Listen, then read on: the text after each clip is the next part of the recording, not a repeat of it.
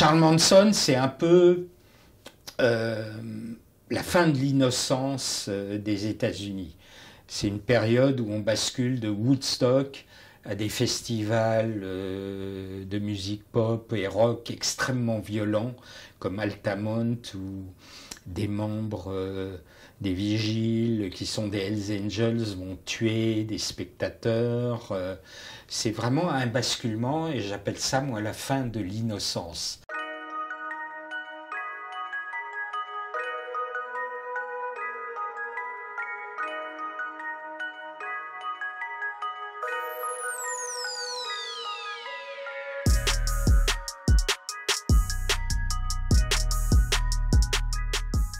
That you put them on the same level. Marilyn Monroe on the cover of Life magazine, Charles Manson on the cover of Life magazine. I think that has not changed at all in American culture.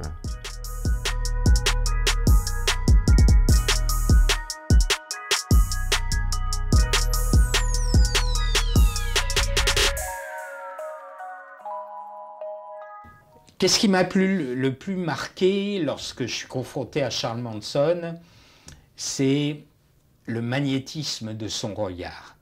Je suis face à une petite crevette, alors qu'en même temps, j'interrogeais Ed Kemper, qui fait 2,15 m, 160 kg. C'est son magnétisme assez extrême, hein. Et le fait qu'il est en permanence en train de jouer un rôle. Il se prétend à la fois innocent des crimes. You're absolutely innocent of any conspiracy to commit murder or telling anyone to commit murder or planning it? I'll plead guilty to the Indians. Charles Manson, 36, chose a house at random, tied up the family at gunpoint, then ordered his followers to go inside and commit ritual slaughter.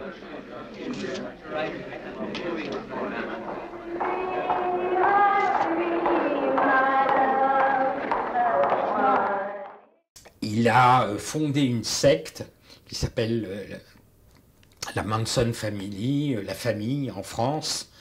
Et lorsqu'il a créé cette secte, il était déjà passé à l'acte.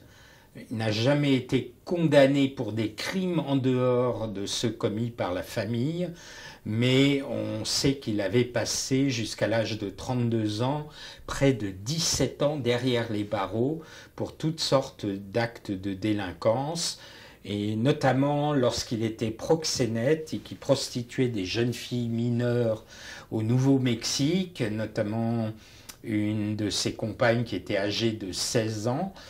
On pense qu'il a éliminé au moins un proxénète concurrent et qu'il a tué par exemple un trafiquant de drogue et aussi un musicien, où là il a participé directement au meurtre, alors que pour les 9 autres meurtres pour lesquels il a été condamné, il n'y a pas de participation directe de sa part.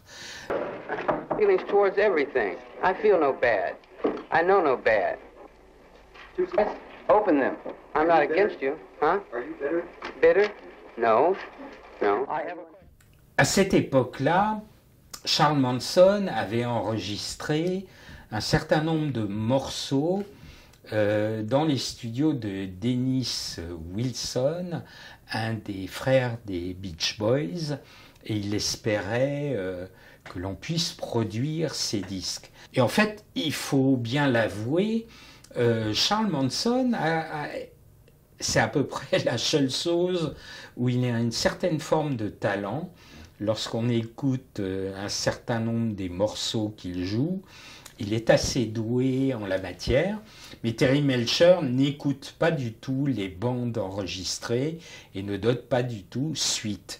Du coup, Manson voulait se venger, sauf que en janvier 69, donc quelques mois avant le massacre de Sharon Tate qui se déroule en août de la même année, Terry Melcher avait loué sa maison de Cielo Drive à Roman Polanski et à Sharon Tate. Roman Polanski, à l'époque, préparait le tournage d'un film à Londres. Et donc Sharon Tate était dans la maison avec un certain nombre d'amis communs à Roman Polanski et à elle. Donc en fait c'est une sorte d'erreur de destinataire, de vengeance qui provoque ce massacre. Certaines des victimes sont poignardées à pas loin de 60 reprises. Je crois que Sharon Tate est poignardée à 16 reprises à l'arme blanche. Et les tueurs inscrivent avec le sang des victimes le mot « pig », cochon, sur un des murs. Donc c'est quelque chose qui va immédiatement faire la une de tous les médias aux États-Unis pendant de nombreux mois. My love, this world to you I bring. You know, you can be free. Get your kind and come to me. Charles Manson, donc, pratiquait un lavage de cerveau de tous ses disciples. On est dans les années 68-69, c'est l'époque de la drogue, c'est aussi l'époque où les États-Unis basculent de la période de l'innocence, du mouvement hippie, des grands festivals de rock comme Woodstock, dans une violence absolument incroyable. C'est une épidémie de serial killers aux États-Unis, notamment en Californie, avec les crimes du Zodiac, de Ed Kemper, d'Herbert Moulin et d'autres tueurs en série. Et c'est à ce moment-là que le FBI va créer aussi cette fameuse unité de profilers que l'on voit dans la série de Netflix Mindhunter.